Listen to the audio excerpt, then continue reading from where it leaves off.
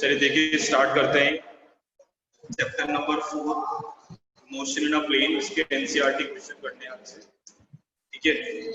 तो इसमें सबसे पहला क्वेश्चन लिखा हुआ है, state for each of the following quantities if it is scalar और वेक्टर। हमें बताना है कि ये जो क्वांटिटीज है ये क्वांटिटीज स्केलर है या वेक्टर है, हमें ये बताना है। जैसे यहाँ लिखा हुआ है वॉल्यूम, वॉल्यूम आपको पता है scalar, mass, mass is again scalar, speed is scalar, acceleration, acceleration कौन सी क्वांटिटी है, वेक्टर,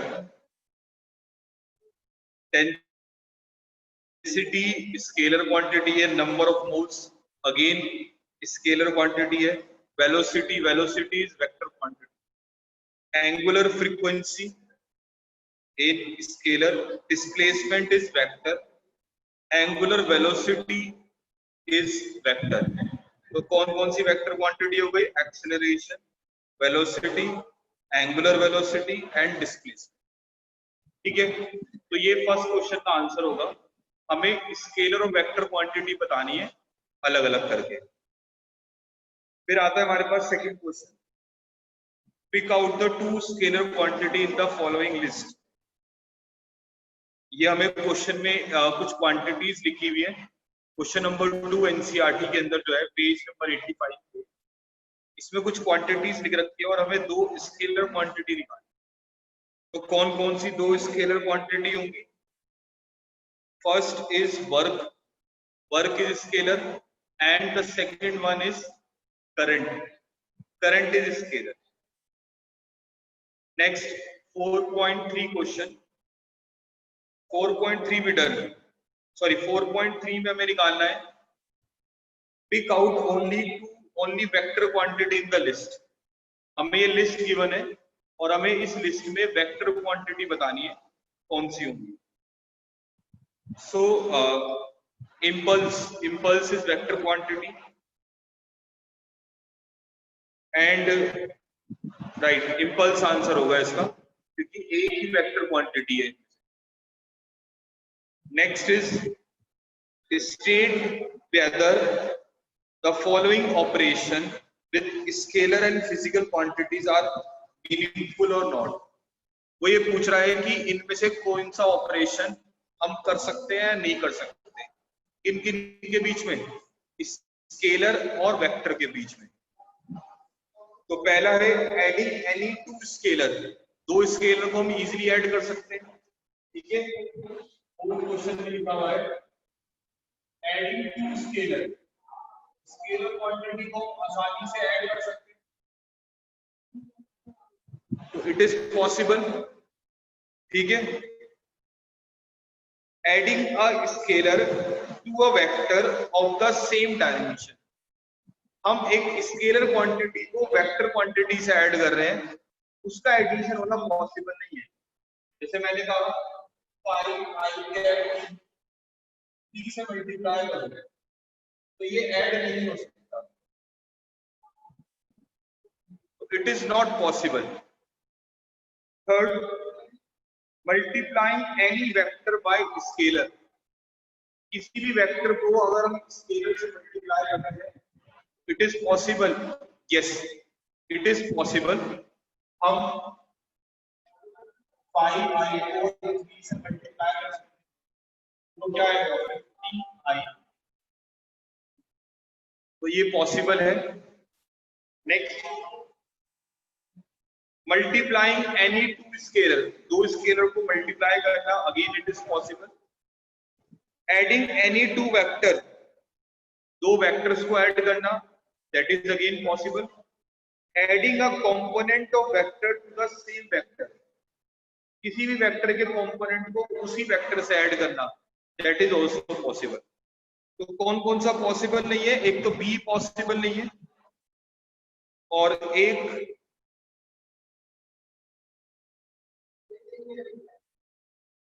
बी पॉसिबल नहीं है, हम स्केलर को वेक्टर से ऐड नहीं कर सकते, ठीक है। F, adding a component of vector to the same vector,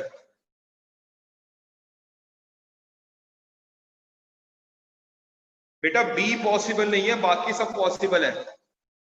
F का एग्जांपल क्या होगा, हमें एक वेक्टर को उसके कंपोनेंट से ऐड करना है, it can be possible easily.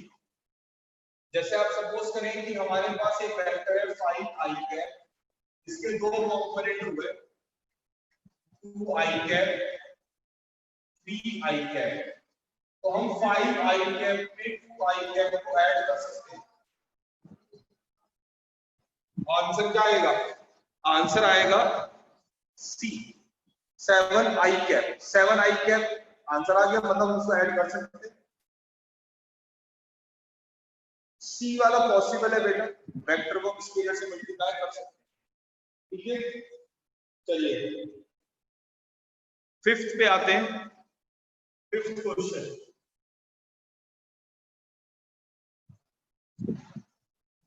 Fifth question A part, हमें बताना है कि इनमें से कौन सा ट्रू और फॉल्स होगा। The magnitude of vector is always scalar. अगर हम किसी भी वेक्टर का मैग्नीट्यूड निकालते हैं तो वो हमेशा स्केलर होता है। Yes it is true.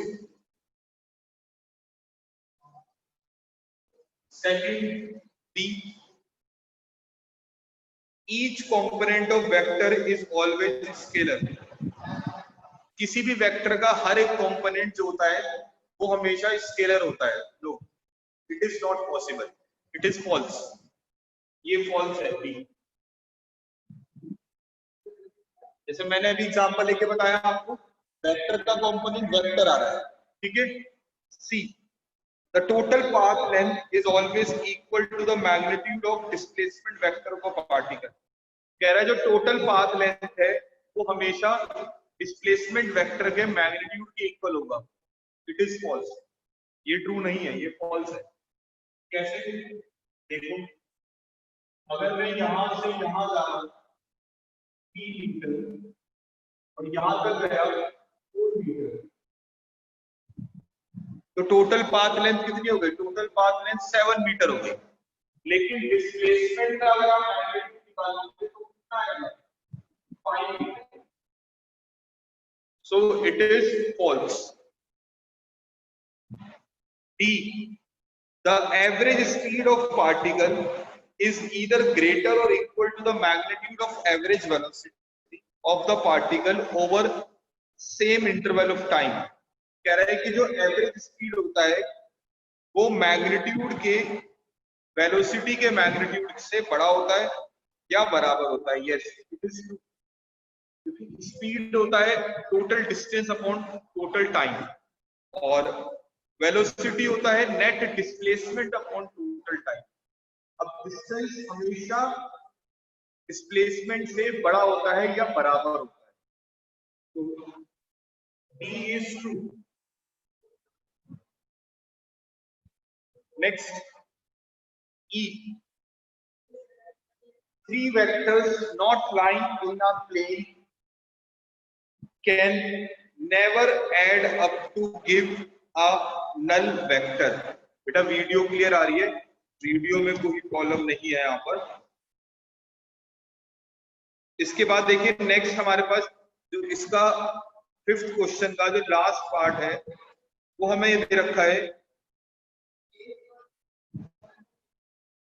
3 vectors not lying in the same plane can never add up to give a null vector। yes it is true। अगर वो एक प्लेन में नहीं लाई कर रहे हैं तो उनका आंसर कभी भी नल वेक्टर नहीं आ सकता। हाँ अगर वो एक प्लेन में होते तो आंसर इसका फॉल्स होता। अगर यहाँ लिखा होता 3 vectors lying in the same plane can give a null vector, अगर वो कहता कि 3 प्लेन है वो सेम प्लेन में लाई कर रहे हैं, ठीक है ना, और उनसे कभी नल वेक्टर नहीं आ सकता, आ सकता है उनसे नल वेक्टर। अब यहाँ डिफरेंट प्लेन लिखा हुआ है तो डिफरेंट प्लेन कभी आएगा नहीं, तो यानी कि यहाँ पे they can never give a null vector, right. 4.5 वाला क्वेश्चन क्लियर हो गया सबको, कोई डाउट? चलिए 6th क्वेश्चन देखते हैं। Establish the following vectors inequality geometrically or otherwise।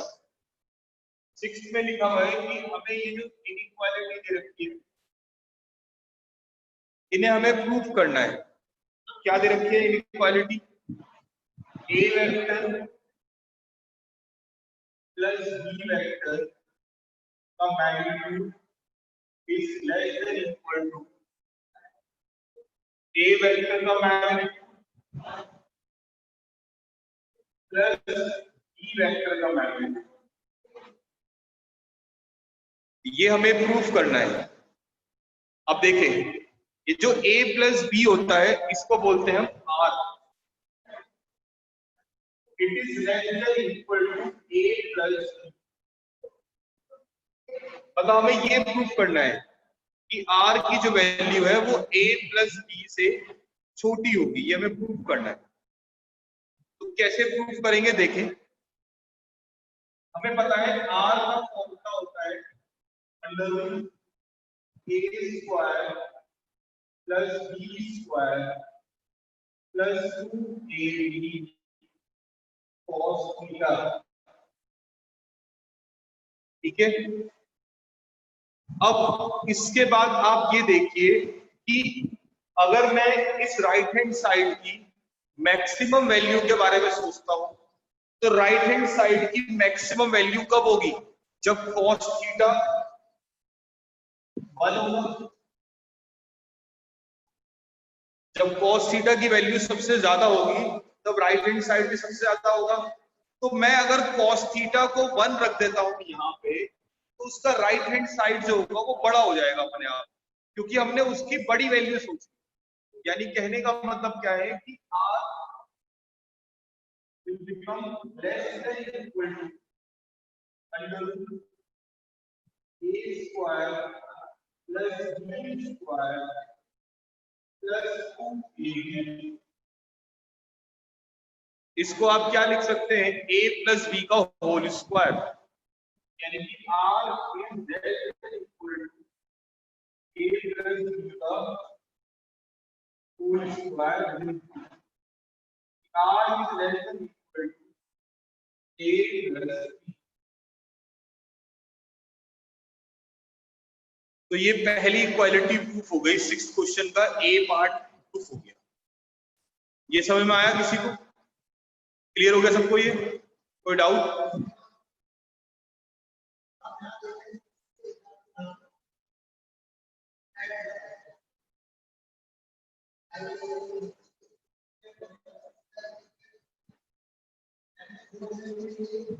किसी को डाउट तो नहीं है? किसी को समझना हो दोबारा से?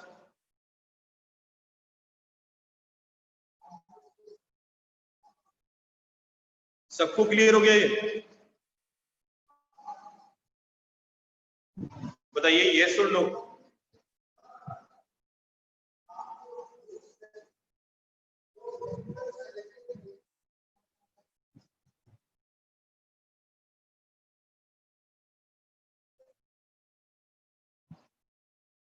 बेटा cos थीटा को 1 हमने यहां रख दिया, इसकी जगह हमने 1 वैल्यू पुट कर दी cos थीटा की जगह। तो ये यहां पर इसलिए cos थीटा नहीं आया। चलिए इसका बी पार्ट देखते हैं।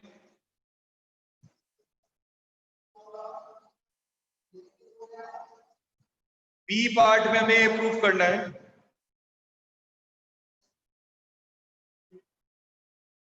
a plus be greater than और इक्वल टू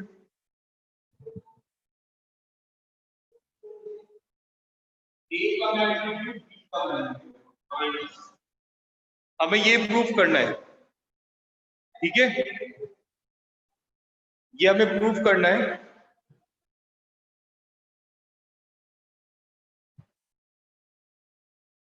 अब देखिए कैसे प्रूफ करेंगे यहां पर। ऐसे लिख सकता हूं कि हमें ये r is greater than equal to अच्छा डबल मॉडुलस। यहाँ पे a मॉडुलस और आ रहा है, इसको मैं a माइनस b लिख सकता हूँ। ठीक है, तो ये हमें प्रूफ करना है। अब देखिए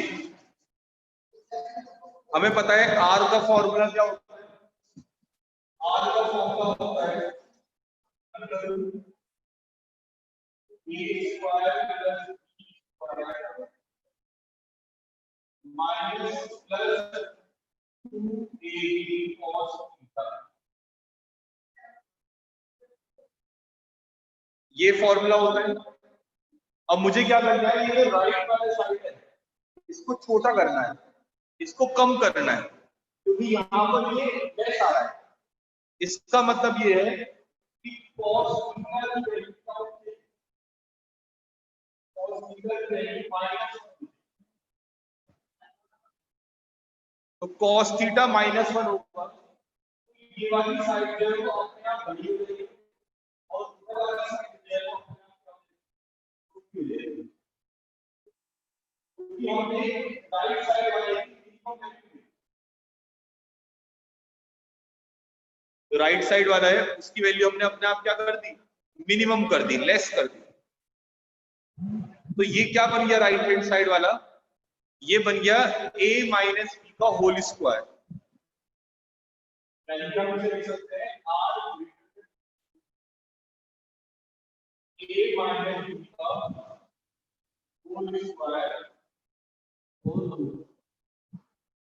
अब अगर हम होल स्क्वायर का रूट लेंगे तो यहाँ क्या आएगा, a माइनस बी आएगा।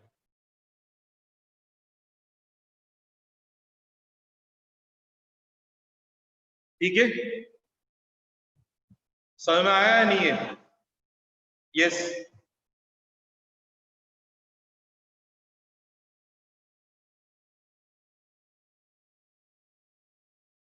बी पार्ट क्लियर हो गया?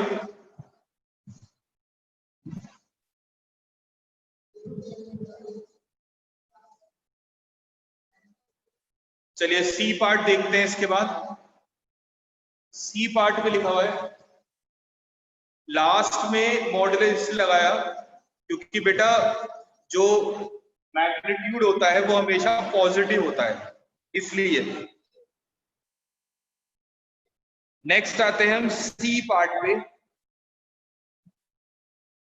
सी पार्ट पे लिखा हुआ है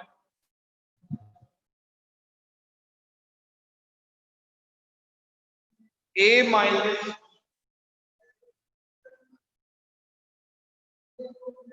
modulus is less then a का वैल्यू माइनस b का वैल्यू। ये हमें प्रूव करना है सी पार्ट में, ठीक है। अब ये जो a माइनस बी होता है, ये मैंने आपको सैटरडे को पढ़ाया था, इसको सबट्रैक्शन वेक्टर कहते हैं, यानी कि s, दैट मींस s, हाँ, यानी कि s less than a plus, ये हमें प्रूव करना है। तो मैंने s का फॉर्मूला लिखवाया था आपको, a square plus b square minus 2ab cos theta, ये s का फॉर्मूला होता है। अब बेटा पूछो क्या पूछना है।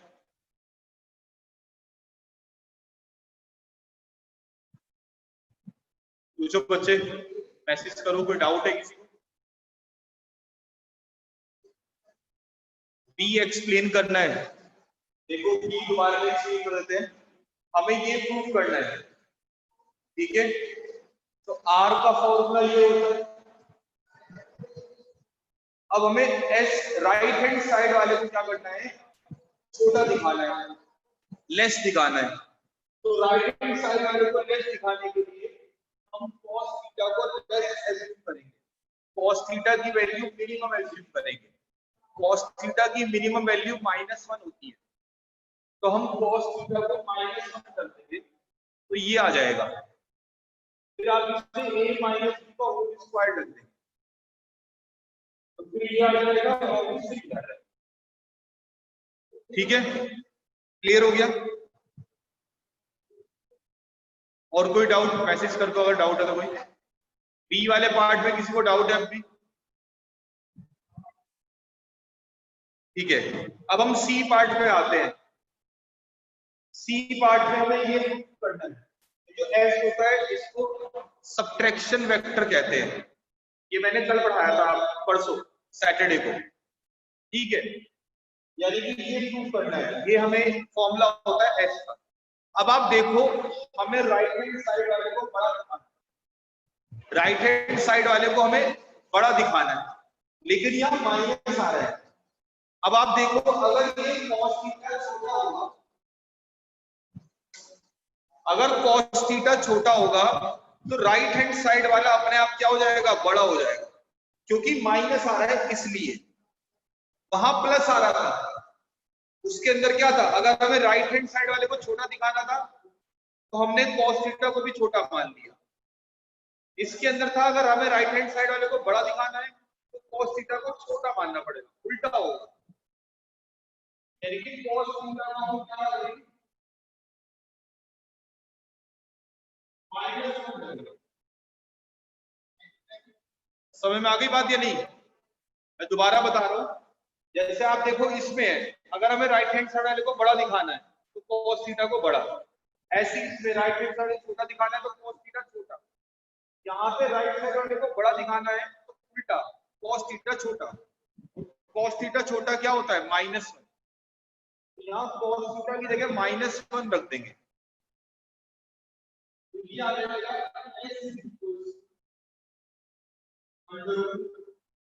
a square plus b square plus a।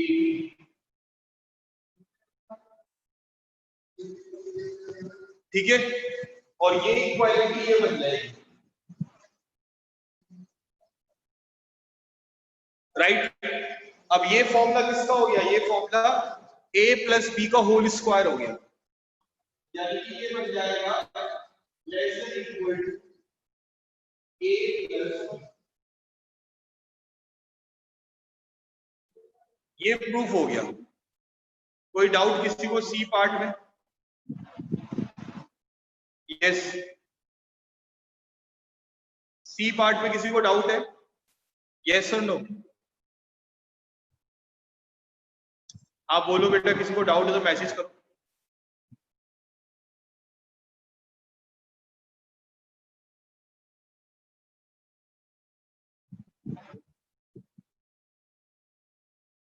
किसी को डाउट सी पार्ट में? ठीक है,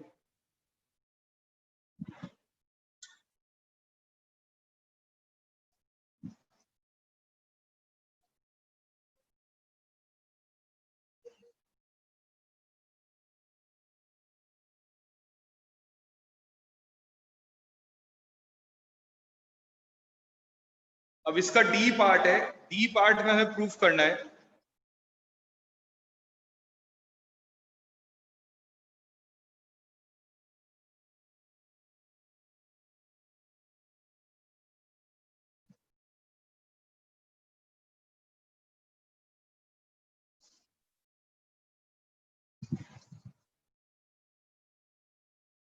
डी पार्ट में हमें ये प्रूफ करना है, यानी कि h is greater than equal to a minus b, ये हमें प्रूफ करना है। तो ये कैसे प्रूफ करेंगे, देखो हमें पता है h का फॉर्मूला क्या होता है, under root a square plus b square minus 2a cos theta. अब हमें क्या करना है, हमें राइट वाले पार्ट को छोटा करना है। तो राइट वाले पार्ट को छोटा करने के लिए cos थीटा को बड़ा करना पड़ेगा, क्योंकि माइनस हो रहा है cos थीटा इसलिए, और cos थीटा की वैल्यू बड़ी क्या होती है, 1।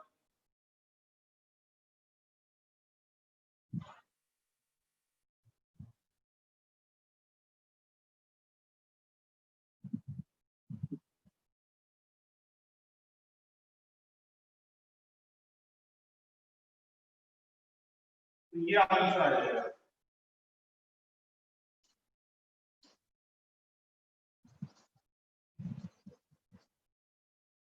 ठीक है, ये इसका आंसर होगा, नोट कर लीजिए बेटा इसको।